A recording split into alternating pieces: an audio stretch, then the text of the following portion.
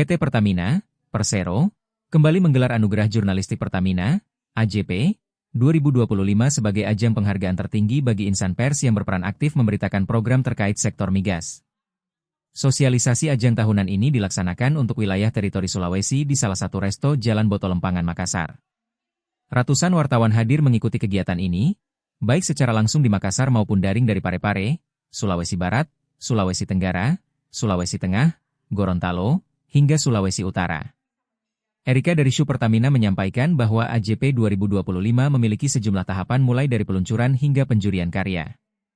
Pertamina akan menilai karya-karya jurnalistik yang terbit, sejak November 2024 hingga Oktober 2025, katanya.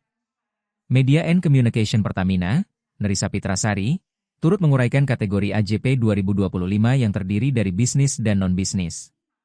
Kategori bisnis mencakup tema operasi existing, kerjasama, inovasi, transisi energi, hingga ekspansi bisnis, sementara non-bisnis meliputi isu lingkungan, CSR, UMKM, hingga seni dan olahraga.